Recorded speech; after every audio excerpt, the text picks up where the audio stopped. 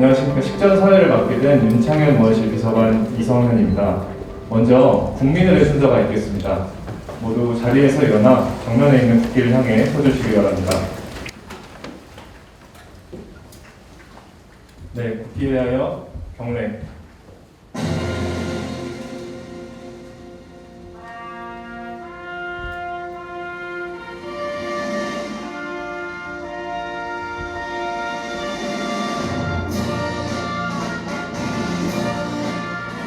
나는 자랑스러운 태극기 앞에 자유롭고 정의로운 대한민국의 무궁한 영광을 위하여 충성을 다할 것을 굳게 다짐합니다.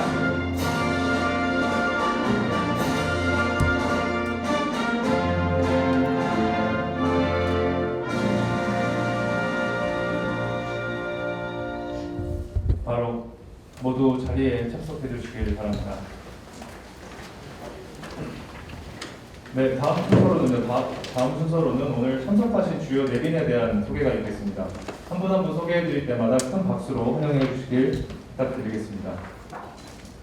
네, 국민의힘의 원내 사령탑이신 권성동 원내대표님 참석해 주셨습니다.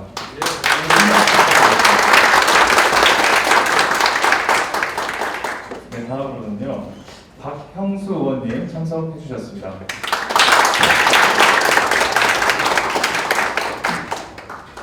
네, 조은희 의원님도 함께 참석해 주셨습니다.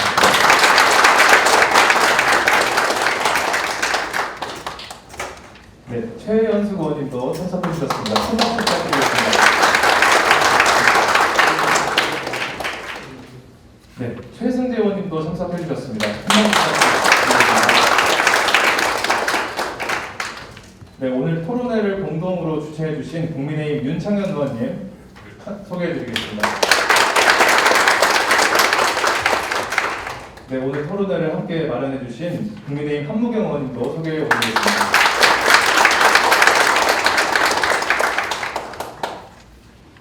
네, 오늘 다음 토론회 패널분들을 소개해 드리겠습니다. 자장가 종합 토론을 맡아주셨습니다. 서강대 정유신 교수님 소개해 올리겠습니다.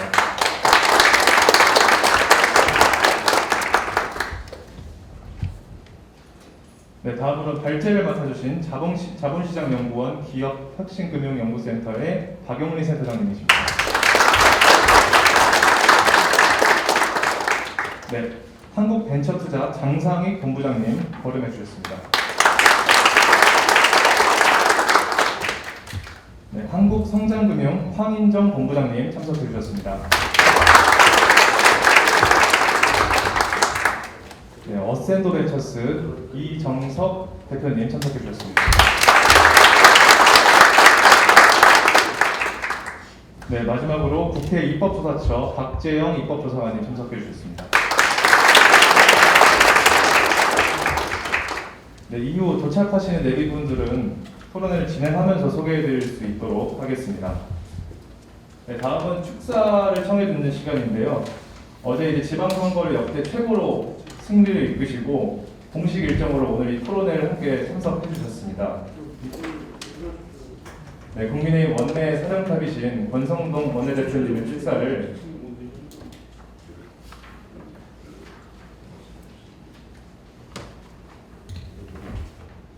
원내대표님의 축사를 먼저 청해 듣는 시간을 갖도록 하겠습니다.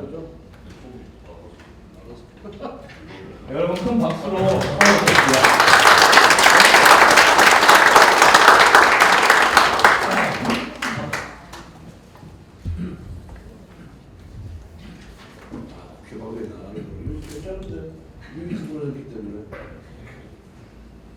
반갑습니다. 국민의힘 원내대표를 맡고 있는 권성동 의원입니다. 이 원내대표가 모든 이 세미나에 참석해서 축사를 하는데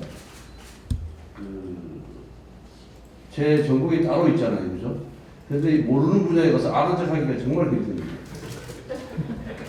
솔직히 말씀드리면.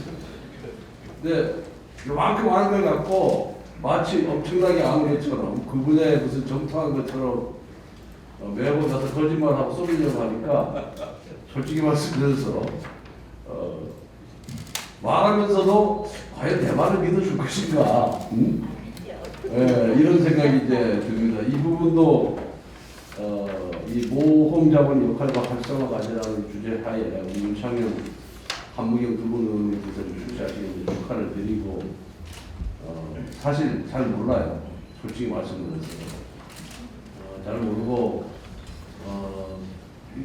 우선 이제 벤처 기업이라든가 이런 부분이 스타트업 이런 부분이 활성화돼야 앞으로 우리나라 이 경제 활력을 불어넣어준다. 이런 것 정도는 알고 그다음에 유니콘 기업이 많이 생겨야 우리 젊은이들에게 꿈과 희망을 준다는 정도는 알고 있습니다. 근데 제가 최근에 대기업 회장하고 한번 만나서 얘기 들어보니까 BTS 그 기업에 자기가 50억을 투자했는데 500억의 수익을 얻었다고요, 본인이. 그래서 제가 아는 이 바이오 벤처가 하나 있는데 그 사람이 제가 보기에는 그 바이오 벤처 기업의 그 기술력이 상당하다고 저는 이렇게 느끼고 있는데 투자자를 못 구해가지고 계속해서 어려움을 겪더라고요. 그래서 그 얘기한 게 이제 회장님은 더 이상 돈 안 벌어도 되는 거 아니냐, 벌만큼 버는 거 아니냐, 어차피 벌어봐야 뭐 갖고 가지 못할 텐데 한 200억 필요하다 그러니까 200억 버리는 셈 치고 그거 회수하려고 그러면 투자 못한다.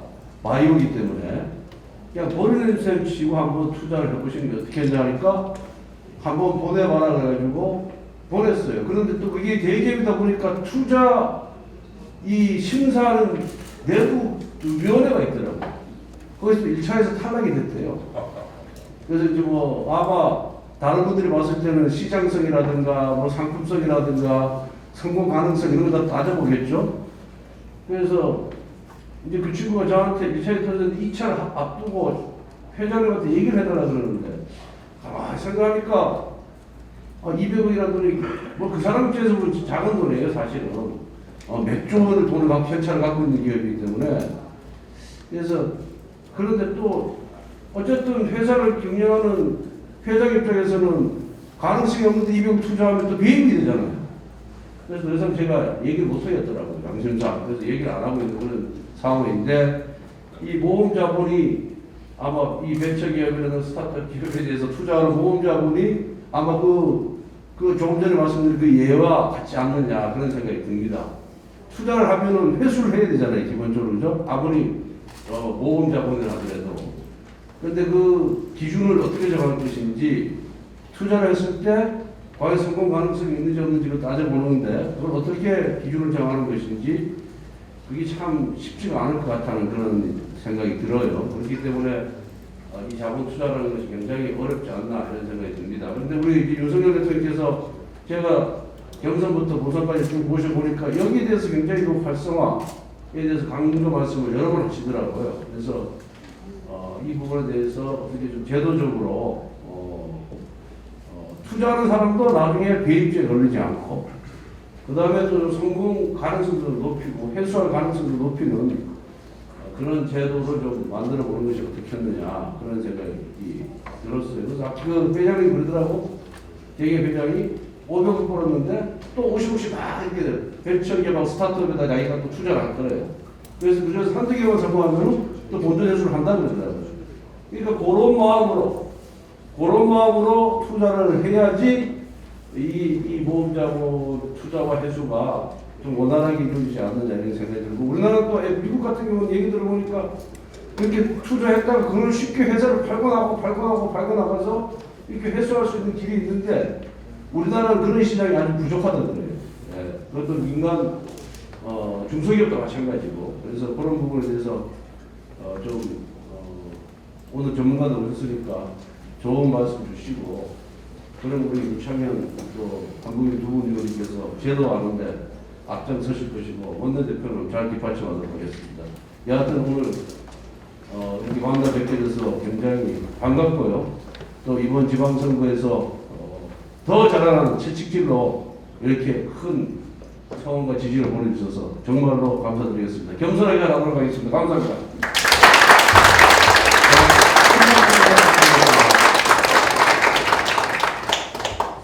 네, 다음으로 오늘 이 토론회를 공동으로 주최해 주신 윤창현 의원님의 개회사를 청해 듣는 시간을 갖도록 하겠습니다.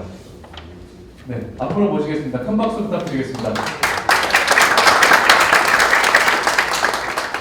네, 소개받은 국민의힘 국회의원 윤창현입니다. 오늘 혁신 성장을 위한 모험자본의 역할과 활성화가 될 토론회를 찾아주신 내외기빈 여러분 진심으로 환영합니다. 그리고 이번 선거를 승리로 이끄신 권성동 대표님 감사드립니다. 박형수 의원님, 조은희 의원님, 최호수 의원님, 최승대 의원님 그리고 공동 주최해주신 한무경 의원님께도 진심으로 감사드립니다. 원내대표님께서 가끔 그런 말씀을 하십니다. 모르는데 아는 척을 한다는 식으로 얘기하시는데 가만히 보면은 다 알고 계신 듯한 느낌으로 말씀을 하셔서 오늘도 투자와 회수라고 하는 가장 중요하고 기본적인 원리에 대해서 말씀을 해주셨는데 사실 이 부분이 참 중요한 과제다라는 생각을 많이 합니다. 취임식 윤석열 대통령 취임사 16분 동안 약 3,450자로 기록되는 걸로 알고 있는데요. 자유가 35번이 나오고 있습니다. 소극적 자유만 얘기하시는 게 아니라 적극적 자유, 번영과 풍요. 번영이라는 단어를 참 대통령께서 좋아하신다라는 생각을 많이 합니다. 왜냐하면 과거에 투쟁을 하고 굉장히 힘들게 어렵게 그런 민주주의를 쟁취하기 위해서 한 노력들이 그런 것들이 자유를 우리가 찾아서 그 자유를 토대로 다시 번영과 풍요를 누려야 되는 것이 현 세대에서도 해야 될 과제다라는 면에서 과거의 투쟁만 강조하지 말고 현 세대 번영, 자유를 통한 번영을 얘기하시는데 참 저도 굉장히 공감이 가고 또 대표님께서도 이런 말씀을 주셨습니다만 이런 과정에서 이제 인간의 자유와 창의를 어떻게 번영으로 이끄는 거냐. 그러려면 기업들 많이 생기고 일자리 좋은 게 많이 생겨야 되는데 정부가 세금 걷어서 세금으로 주는 일자리가 아니라 알바고 진정한 일자리는 세금을 내는 일자리가 되는데 세금을 내는 제대로 된 일자리 만들려면 창업과 기업 지원이 돼야 되고 그런 과정에서 이제 모태펀드도 필요하고 여러 가지 스타트업도 필요하고 또 그런 스타트업에 투자를 했을 때 아까 지적해 주신 대로 중간에 좀 회수도 할 수 있고 또 길게 보고 또 갈 사람은 가고 중간에 좀 빠질 사람은 빠지고 또 할 수 있는 그런 회수 시장도 중요하기 때문에 유니콘, 데카콘 이런 거 포함해서 정말 일정 규모 이상 성장한 기업이 굉장히 커가는 과정에서 중간에 회수도 되고 또 나중에 와서 제대로 잘 회수가 될 수 있는 여러 가지 제도들을 만들면 이런 모험자분들이 그나마 좀 안심을 하고 그나마 안심을 하고 새로운 그런 도전을 할 수 있지 않느냐 이런 차원에서 좋은 그런 과제들이 많이 남아있다 이런 생각이 듭니다. 오늘 패널분들은 아주 사회 권위자들을 모셨습니다. 그래서 좋은 말씀 가감없이 해주실 거라고 생각합니다. 저도 열심히 잘 챙기겠습니다. 비록 새벽에 좀 일찍 일어나서 조금 피곤하긴 하지만 워낙 엔돌핀이 많이 나오고 있어서 오늘 아주 좋은 날이고 아침에 동작동 국민묘지 가서 비석 당근도 행사도 했었고 오늘은 또 세미나를 통해서 여러분들께 좋은 말씀 듣고자 합니다. 진심으로 감사드립니다. 고맙습니다. 네, 좋은 말씀 해주신 윤창현 의원님 감사합니다. 안녕하십니까. 국민의힘 한무경입니다. 오늘 이 세미나 대한민국 혁신성장을 위한 모험 자본의 역할과 활성화 과제를 윤창현 의원과 공동으로 주최를 하게 되었는데요. 그만큼 지금 현재 우리 사회에 이 자본의 역할이 굉장히 아마 크기 때문에 윤창현 의원과 제가 오늘 이 행사를 같이 공동 주관을 하게 되었습니다. 근데 아마 우리 대표님께서도 말씀하셨는데 어제 모든 많은 국민들이 우리 국민의힘에게 힘을 실어주셨는데 그 선거 이후에 아마 첫 번째 의리는 정책 토론회라서 더 뜻깊다라는 말씀을 전합니다. 그리고 오늘 토론해 주시고 발제해 주신 교수님께 다시 한번 감사드리고요. 특히 우리나라가 이 벤처 스타트업에 대해서 굉장히 많은 주목을 받고 있습니다. 그래서 다들 아시다시피 직방 또는 마켓클리 같은 유니콘 기업들이 많이 만들어지고 있고요. 아마 중소벤처 기업부도 앞으로 아기 유니콘을 만들어서 이 아기 유니콘이 점차 이런 큰 유니콘으로 될 수 있도록 여러 가지 정책들을 펴고 있는데 그 중에서 이 모태펀드의 역할이 굉장히 큰 역할을 하고 있습니다. 다행인지 아닌지 모르지만 이 코로나19가 비대면 또는 온라인으로 인해서 더욱더 기술 창업의 기회가 많아진 게 조금 아이러니하다는 생각이 듭니다. 그러나 어쨌든 저 벤처 기업에 있어서는 이런 기술 창업이 지금 하나의 새로운 원동력으로 등장을 했고요. 또 정부는 거기에 대해서 많이 도움을 줘야 되는 게 정부의 책임이라고 보고 있습니다. 오늘 이 모태펀드를 비롯한 정책 자금의 역할 확대와 민간 주도의 투자 생태계 활성화는 국내 벤처 스타트업계의 질적인 성장을 위해서도 굉장히 필요한 과제입니다. 그래서 제가 속해 있는 국회 산업통상자원중소벤처기업위원회에서도 이런 여러 가지 한계점을 극복하기 위한 다양한 입법 과제를 지금 논의를 하고 있는데요. 그 중에서 벤처 투자 촉진에 관한 법률 개정안을 저희 소위에서 검토하고 있습니다. 실리콘밸리처럼 이런 투자를 좀 더 자율성 있고 좀 획기적인 환경을 만들자는 게 이 법안의 주요 요소인데요. 한번 꼼꼼히 잘 살펴서 우리 벤처 기업들에게 큰 힘이 될 수 있도록 최선의 노력을 다하겠습니다. 네, 감사합니다.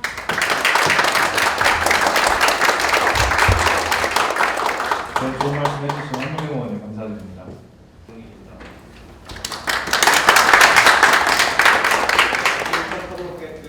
제가 오늘 그 제목을 쓰면 받은 것은 도전과 창의를 위한 모태펀드 역할과 민간투자 활성화 과제라는 문제가 되었습니다. 그래서 이 잘 보이실지 모르겠습니다만은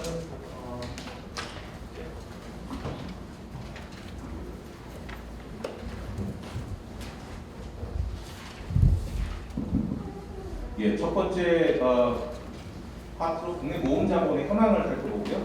두 번째 이제 오늘 얘기가 계속 나왔습니다만 유니콘 기업이 우리나라 유니콘 기업이 어떻다라는 말씀도 많이 하셨는데 그 부분에 관련해서 잠깐 살펴보고요. 세 번째는 이제 그러면 오늘 발표의 주제라고 할 수 있는 민간 모험 자본 투자 확대 방안에 대해서 말씀드리도록 하겠습니다. 그런데 사실은 이 모험 자본 생태계라고 하는 거에 대해서 우리나라 모험 자본 생태계에 대해서 논할 부분이 굉장히 많습니다. 근데 한정된 시간에 그 많은 부분들을 말씀할 수가 없기 때문에 저는 오늘 말씀드리고자 하는 내용은 기본적으로 이 우리나라 모험 자본 시장에 어떻게 하면 민간 자금이 더 들어올 수 있게 하는가라는 그런 관점에서 말씀을 드리려고 합니다.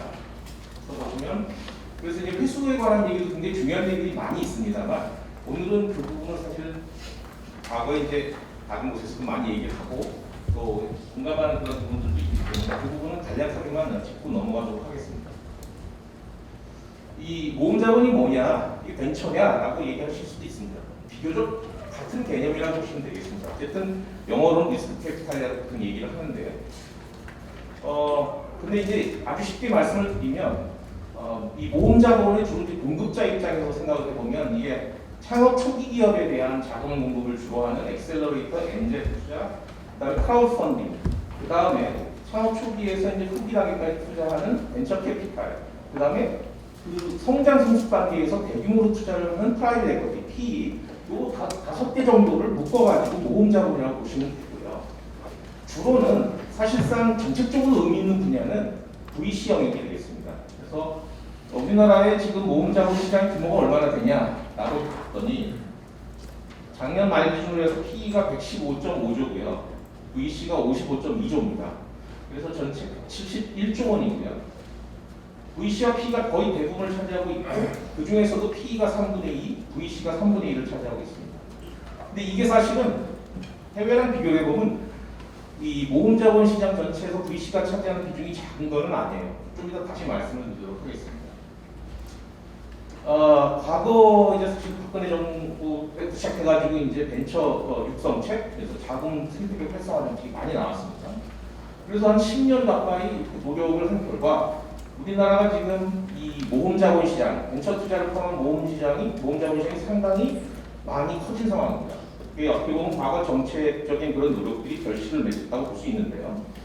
벤처 투자 같은 경우에 쭉 해가지고 작년에 2021년도에 벤처 투자 조합, 그러니까 이제 중기부 산하라고 할 수 있겠죠. 7.7조 원이 투자가 됐고요. 이쪽 금융위 쪽에서 신기사 쪽 벤처 캐피탈로서의 신기사가 있습니다. 거기서 신기조합에서 또 7.6조 원을 해서 총 15.3조 원의 투자가 이루어졌습니다. 그래서 약간의 통계에 있어서 이제 그동안은 좀 이런 파란색 계통의 통계만 주로 발표가 되고 있었는데요. 제가 이걸 조사를 해보니까 우리나라 벤처 투자가 15조 이상의 투자가 이루어진 걸로 알 수가 있습니다. 나머지는 뭐 쭉 됐습니다만 엔젤 투자는 대략 5,500억, 예비 유니콘이 357개, 유니콘이 지금 현재 18개로 크게 증가한 상황입니다. 그런데 이거를 해외랑 비교를 해보니까 지금 우리나라의 특히 이제 뭐냐면은 그러니까 상장 시장의 시가총액하고 비교를 해봤을 때 벤처 투자의 또는 모험자본 시장 전체 규모가 국가별로 비교했을 때 우리가 낮지가 않아요.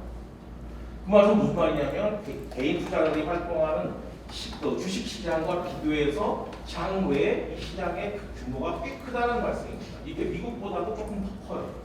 그런데 보시면 GDP 대비해서 벤처 투자액은 아직도 우리가 미국의 반밖에 안 됩니다. 그러니까 우리가 1년에 벌어들이는 소득에 비교해서 아직까지 벤처 투자에 대해서 미국만큼 하지를 않고 있는 모습이라고 할 수 있겠습니다. 그렇다고 한다면 어쨌든 아까 말씀드린 대로 이런 주식시장의 시가총액과 비교해서 모험자본 시장이 이게 큰데 실제로 유니콘은 미국이 지금 647개고요. 중국이 231개, 한국이 18개입니다. 그러니까 모험자본 시장 규모는 경제 규모나 뭐 이런 부분에 대해서 작지는 않은데 유니콘이 이렇게 차이가 나고 있어요. 그리고 우리하고 이제 유사한 경제 구조랄까요? 규모를 가지고 있는 나라에 대비해서도 조금 낮은 수준으로 나오고 있다.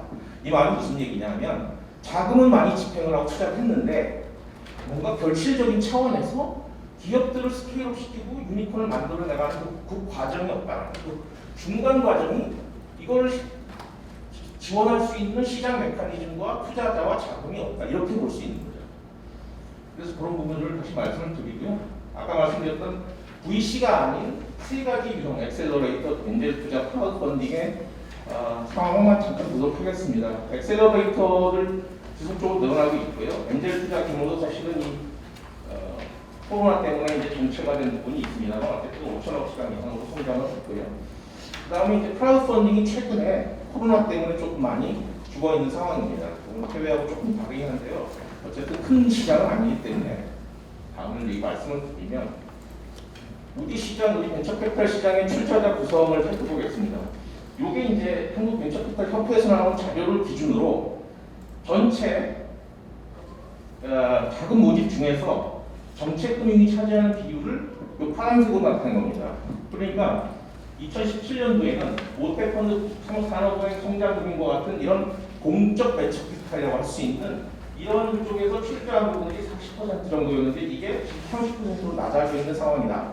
그건 굉장히 긍정적인 그런 현황이라고 볼 수 있겠습니다. 그래서 민간에 벤처캐피탈에 투자하기 위한 자금이 조금 더 많이 들어오고 있다. 민간 자금이 들어오고 있다. 이렇게 말씀을 드릴 수 있는데 아직도 여전히 높은 수준이고 전체 이제 신기사까지 포함해가지고 전체적으로 2026년도 기준으로 보니까 정책금융의 비중이 2021년도 같은 경우에 저희가 추정을 해보면 대략 전체 자금 모집된 것 중에서 한 20에서 25%가 정책금융의 비중이더라. 근데 사실은 낮춰 잡아도 여전히 많은 수준이다 이렇게 말씀드릴 수 있겠습니다. 그래서 장기적으로 과연 민간이 주도하는 이러한 혁신성장 생태계, 모험자본 생태계를 어떻게 만들어 나갈 것인가에 대한 고민이 좀 필요하겠다라는 생각이 듭니다. 회수가 나왔는데요. 우리나라 회수 시장의 본질적인 문제가 뭐냐면 회수는 기본적으로 벤처캐피탈 투자의 회수는 통상 성공적인 투자의 경우에 IPO가 아니면 그 기업을 매각하는 M&A를 통해서 회수가 되는데요. 우리나라 같은 경우에 이제 전체 회수된 거의 비중을 살펴보면 IPO가 32.1%, 한 3분의 1이 IPO로 회수가 되고요. M&A가 0.5% 수준입니다. 그러니까 M&A를 통해서는 없다라고 보시면 되고요. 대부분 IPO를 통해서 회수하는 것을 그나마 성공적인 투자 회수다 이렇게 보고 있습니다. 최근에 이제 장외연합 비중도 상당히 좀 커졌는데요. 여기 지금 보시면 이게 이제 국내 최근에 몇 년간 이 모험자본 시장이 이런 장외 시장에서 성장을 하면서 장외 시장도 많이 같이 커지는 그런 부분들이 있거든요. 그래서 시장의 어떤 변화가 일어나고 있다 말씀을 드릴 수 있고요. 그 다음에 아까 말씀드렸다시피 자금의 어떤 양보다는 과연 자금이 효율적으로 과연 뭔가 사용되고 있는지를 한번 검토를 해봐야 되겠는데 우리나라는 기본적으로 여러 가지 뭐 많이 논의가 됩니다만 VC가 전반적으로 물론 잘하는 VC는 당연히 이런 역할을 할 수 있어요. 뭐 해외랑 뭐 변주가 봐도 밀리지 않는 수준의 그런 투자를 할 수 있다고 얘기할 수 있지만 평균적으로 봤을 때는 스케일업 지원에 반대가 있다. 왜냐하면 보시면 이게 과거 6년치, 7년치 벤처캐피탈 펀드의 평균 규모를 비교한 건데요. 이제 미국과 중국 같은 경우는 대략 뭐 미국은 한 거의 2천억 수준이고요. 중국은 뭐 1,200억 수준이라고 본다면 우리는 지금 300억이 안 되는 상황이 지속이 되고 있어요. 그거는 뭐 여러 가지 이유가 있습니다.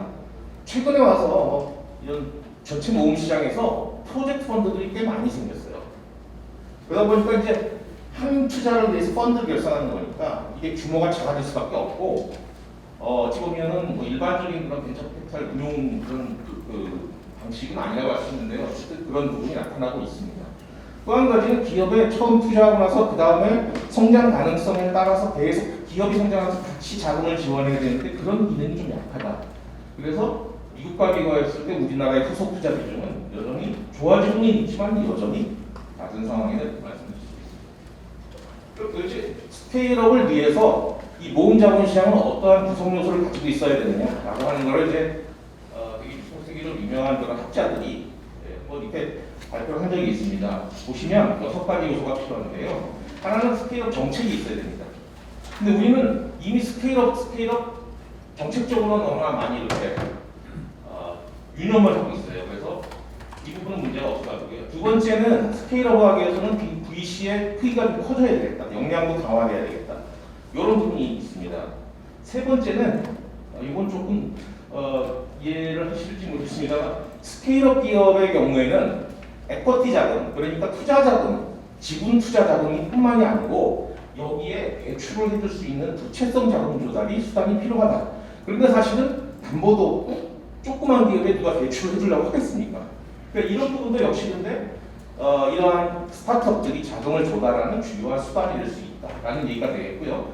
뒤에 다시 말씀을 드리겠습니다만 전체 지분 투자 중심의 그런 그 자금 공급의 대략 10% 정도를 이런 부채성 자금으로 조달할 수 있다는 말씀.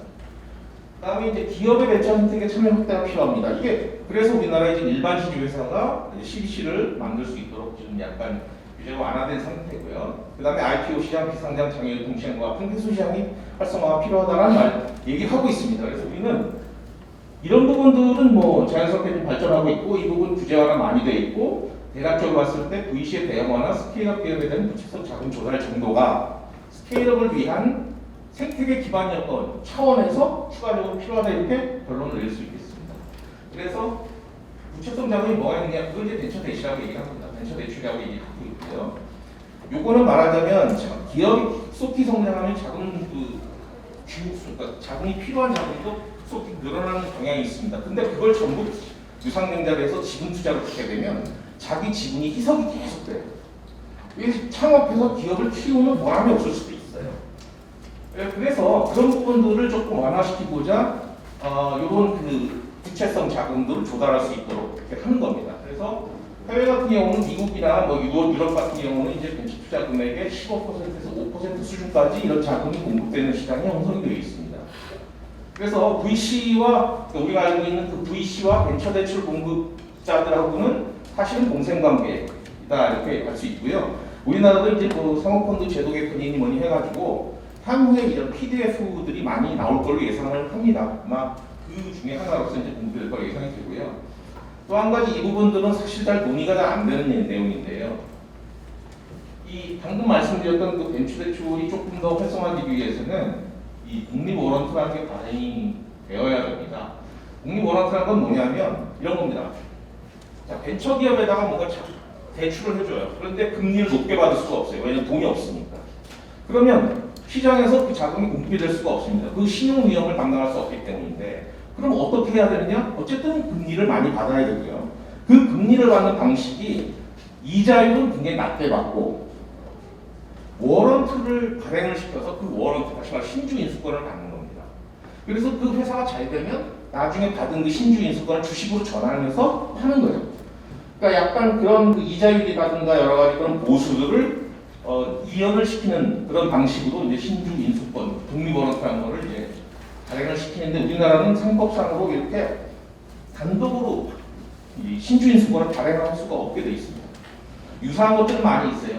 예를 들어서 주식 매수 선택권도 일종의 신주 인수권인데, 이거는 이게 규정에 나와 있지만 이러한 독립 워런트는 나와 있지 않습니다. 왜냐하면 이게 경영권 유지 수단으로 악용될 우려가 있기 때문에 과거에 논의되다가 논의가 중단된 그런 제도입니다. 따라서 법 개정을 통해서 양도 돌른 독립 워런트를 만드는 거죠. 이 워런트는 이러한 서비스를 제공하는 뭐 자금 공급자라든가 뭐 이런 데다가 이 사람들만이 받을 수 있고, 그 다음에 이게 양도가 안 되도록 하면 나중에 그 기업이 성장을 했을 때 보상을 받는 그런 구조를 만들어갈 수 있는 거죠. 근데 그게 미국 자본시장을 보시면 이 독립 워런트라고 하는 게 굉장히 다방면에 활용이 되고 있습니다. 이 스페이라고 하는 것들도 활용되고요. PF들이 인수기금할 때도 활용하고요. IB들이 수수료를 받을 때도 활용합니다. 그래서 이른바 시장 실패라고 하는 부분들을 교정하는 데 있어서 중요한 역할을 할 수 있다는 게 이제 제 개인적인 생각입니다. 유니콘 자금 조달 말씀드리면, 유니콘이요, 제가 그래서 우리가 지금 18개가 있다고 하는데, 자, 유니콘 우리가 잘 발굴해서 성장을 위해서 많이 이렇게 기를 수 있는 거의 핵심이 뭐냐면 기업을 어떻게 발굴할 거냐, 그다음에 대규모 성장 자금을 어떻게 지속적으로 공급시킬 거냐, 두 가지 관점이 되겠죠. 근데 발굴 체계는 크게 이슈가 있지는 않은 것 같습니다. 왜냐하면 예를 들어서 모태펀드에서 창업 초기 기업에다가 쫙 투자를 해요. 그럼 그 중에 하나는 반드시 걸리게 돼 있거든요. 말하자면 유니콘 기업이 반드시 그 안에 있을 가능성이 높다는 거죠. 그런데 문제는 뭐냐면 그리고 나서가 애매하다는 거죠. 그 이후 단계에서 기업이 성장할 때 이거를 따라가면서 같이 지원해 줄 수 있는, 자금적으로 또는 경영 전략적으로, 글로벌 시장적으로 이걸 해줄 수 있는 그 기제가 우리나라에 없다라고 하는 게 조금 좀 안타깝다라는 그런 생각이 들고요. 그래서 첫 번째는 유니콘 사업 모델, 글로벌 시장을 전제로 하는 유니콘 사업 모델을 이해하고, 그 다음에 글로벌 네트워크가 있어서 성장 지원을 할 수 있고, 자금 수요가 단계별로 1,100억이 1,000억, 1,000억이 뭐 3,000억, 1조 이런 식으로 늘어나거든요. 그런 그 소요 자금을 지속적으로 충족시킬 수 있는 운용사와 투자자층이 있어야 된다. 그런데 해외의 유니콘 자금 조달 시장은 별도의 에셋도 있습니다. 별도의 시장이에요. 이게 없다가 테크놀로지 에셋이라고 해가지고 아예 별도의 자산금으로 자리를 잡았어요. 무슨 말이냐면 대형 VC는 당연히 뭐 세코야 같은 대형 VC 일부 당연히 돈을 댑니다. 굉장히 일족자 펀드들 운용하고. 근데 그거는 큰 부분이 아니에요.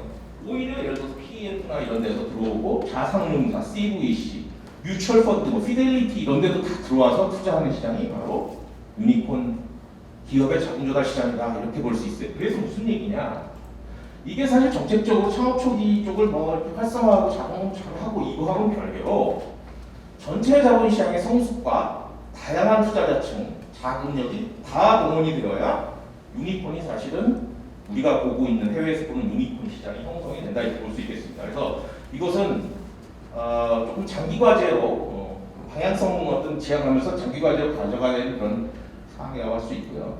그래서 마지막 발표로 아까 모두 말씀드렸습니다만, 그러면 어떻게 하면 정책 자금 의존을 조금 줄이면서 민간이 어떻게 보면 좀 참여가 더 활성화되는 그런 시장을 만들 것인가라는 관점에서 많이 보겠습니다. 그 두 가지인데, 하나는 자금이 민간에서 더 왔으면 좋겠다.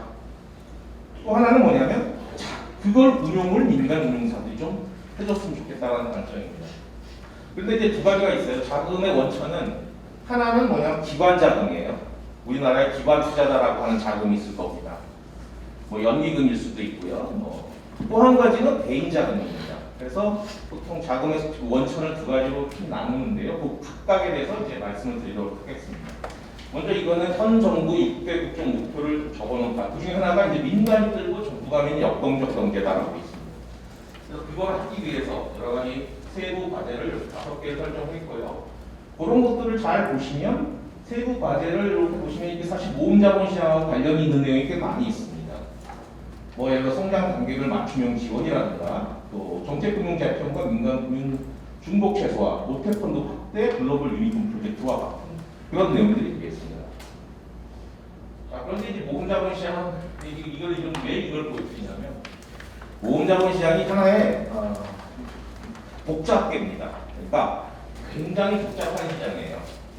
아까 말씀드린 주식시장 대비해서는 7%, 8%밖에 안 되는 작은 시장이지만 굉장히 복잡한 시장이고 이 모금자본시장의 현재 모습을 규정하는 건 많은 이런 외부 요인과 그 다음에 우리의 정책적인 그런 요인이 있겠습니다. 근데 외부 요인은 뭐 어떻게 할 수 없는 부분이 많이 있고요. 정책적 요인과 관련돼가지고 뭐가 있냐면 과거에는 운용 규제가 있었습니다. 그래서 뭐 사모펀드의 규제 체계라든가 VC의 운용 규제 뭐 이런 것들이 있어가지고 약간의 발전을 저해하는 측면이 있었는데 그런 부분들은 지금 점차 다 없어진 상황인데요. 그런데 아직 남아있는 건 높은 공공금융 의존도가 아직 남아있고 뭐가 남아있냐면 민간 모펀드라고 하는 그런 어떻게 보면 이런 모금자본 생태계에 해외에서는 다 관찰이 되고 활동하고 있는 구성 요소가 우리 시장에 아직 안 들어와 있다. 그 말씀을 드릴 수 있겠습니다. 그래서 이제 각각에 대해서 각각이 아니라 그런 관점에서 논의를 하고자 하는 거고요. 왜 이런 말씀을 드리냐면 첫 번째 재정과 공공예산이 지속 가능성이 이 고민을 해야 된다고 생각을 하고요. 그 다음에 자율적인 민간 투자 역량, 투자 창의성을 내고야 되고 그 다음에 시장 원리에 기초한 자금의 배분이 이루어져야 되겠다라는 그런 생각을 해보는 거죠. 그러니까 좀 잘하는 사람들이 조금 더 자금을 많이 받아갈 수 있는 그런 이제 그런 메커니즘, 기제가 있어야 되겠다 생각을 하고 있어요. 그렇게 하다 보면 펀드 간의 어떤 뭐 지금도 약간 그런 모습은 나타나고 있지만 조금 더 커질 수 있는 펀드들도 나올 것이고 그런 얘기가 되겠습니다. 그래서 그거 어떻게 하느냐? 하나는 이제 민간 모펀드입니다. 민간 모펀드라는 무슨 말이냐면 모태펀드인데 여기는 모태펀드는 공적으로 운영하는 그런 기관이고 그거를 민간 그런 동일한 형식이지만 민간 운용사가 민간의 자금을 받아서 운용하는 그런 모펀드가 되겠습니다. 뭐 어찌 보면 경쟁력을 낼 수도 있는 거죠. 어쨌든 그거 하나고요. 두 번째는 이건 이제 기관 자금을 막기 위한 그런 노력이 되겠습니다. 그러니까 상장 모금자본 투자기구는 개인들 자금을 유입을 확장하는 거예요. 왜냐하면 개인들도 사실은 사모시장에 투자를 해서 그 과실을 향유하면 좋겠는데 사실상 개인들은 이 시장에 참여가 제한이 되어 있거든요. 그렇다고 해서 사모펀드 사태 같은 걸 만들자는 얘기가 아닙니다. 이거는 상장형이 의무이기 때문에 훨씬 규제가 강합니다. 투자자 보호가 강해요. 그래서 그런 부분을 이제 전제를 해서 만들어 보자는 얘기가 되겠습니다. 그래서 지금은 우리가 여기 있습니다. 무슨 말이냐면 벤처 캐피탈 펀드 중심으로 사모시장에서 정책 금융을 활용해서 이 시장을 조성해 온 거고요. 이걸 점차로 공모 시장으로 가는 방법, 모펀드 방향으로 가는 방법 이렇게 가다가 이게 잘 되면 최종적으로 이런 부분까지 생각할 수 있다라고 하는 그런 로드맵이 되겠고요. 예를 들어서 상장한 투자회사입니다. 상장되어 있는 우리가 말하는 상장사와 비슷한 근데 투자를 전문으로 하는 회사죠. 그런 거는 이미 사실은 정부 그 금융위원회에서 교성장 집합투자기구라고 해서 지금 제도 도입 안이 지금 자본시장법 개정 안이 지금 올라와 있는 상황으로 알고 있고요.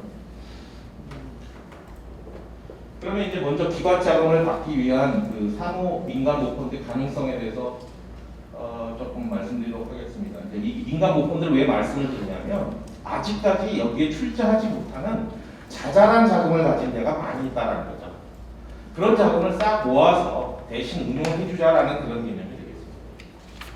그런데 문제는 뭐냐면 이렇게 민간 모펀드처럼 이렇게 내가 돈을 모아가지고 그걸 또 펀드에다가 또 출자를 해가지고 운용을 하게 하면 수수료가 이중으로 나오게 돼 있습니다. 그렇기 때문에 이게 약간 중위험 중수익이 있지만 조금 그런 부분에 있어서의 약간 손해가 있을 수도 있는데 그런 부분은 이제 기술적으로 나중에 접근을 하면 될 것 같고요.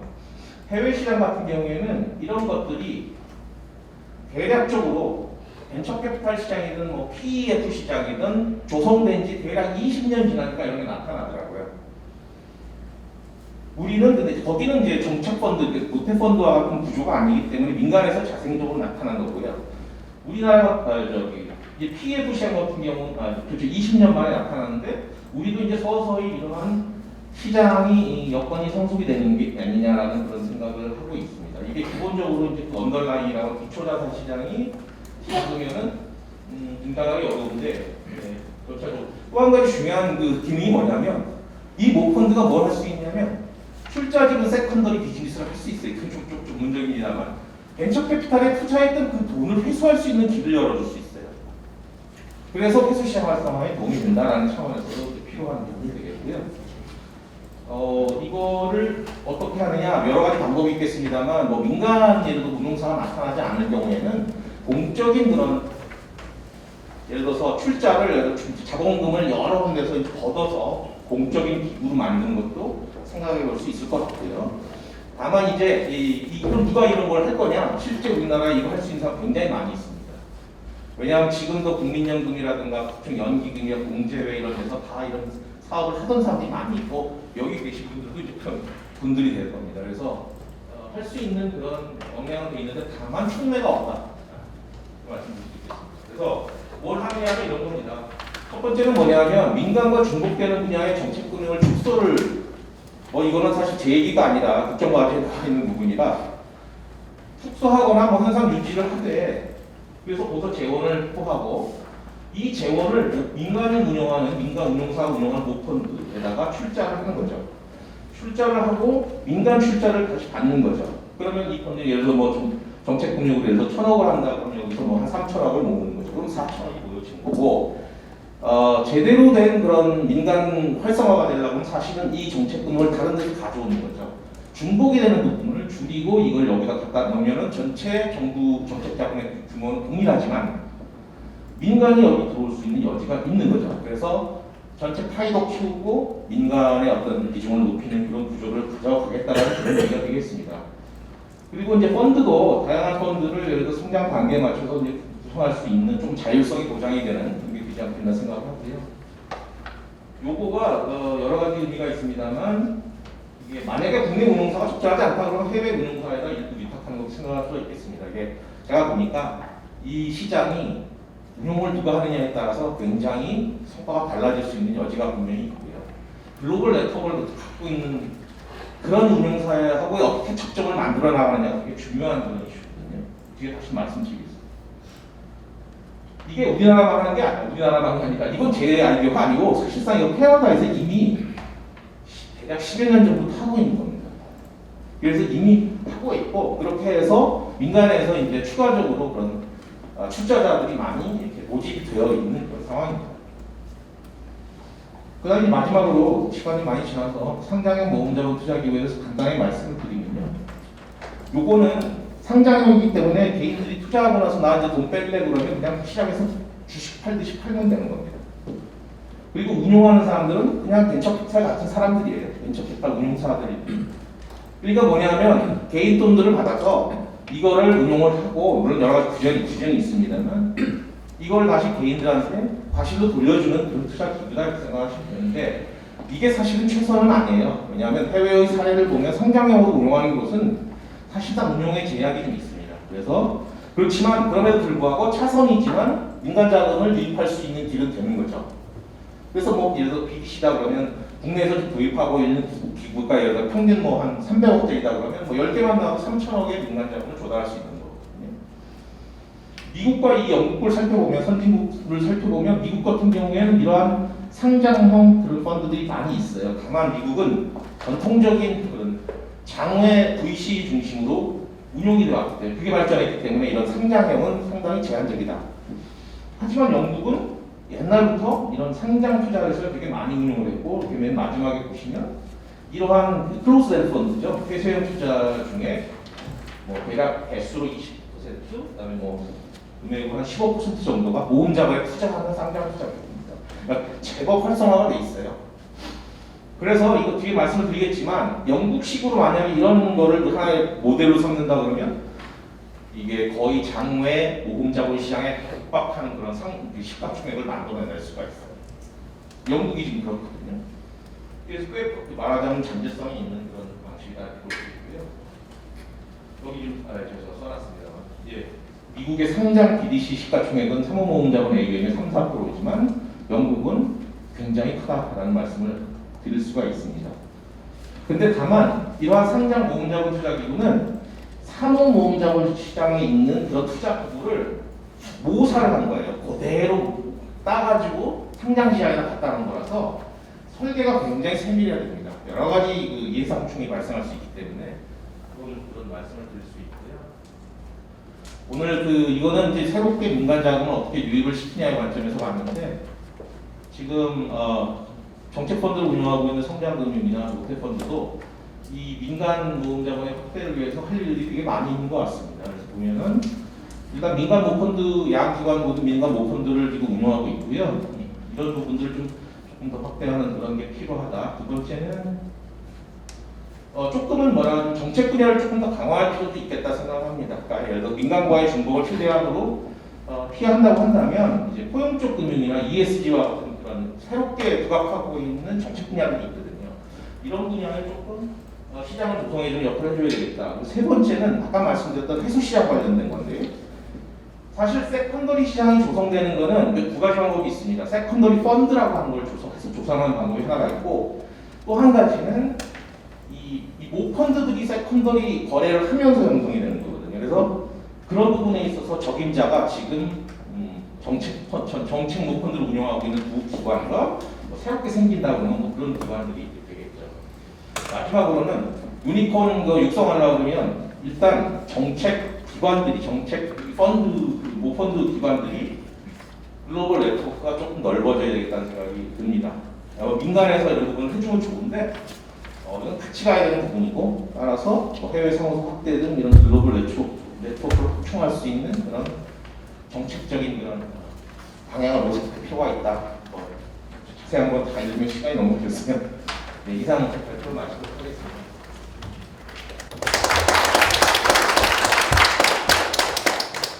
하나, 둘, 셋. 파이팅!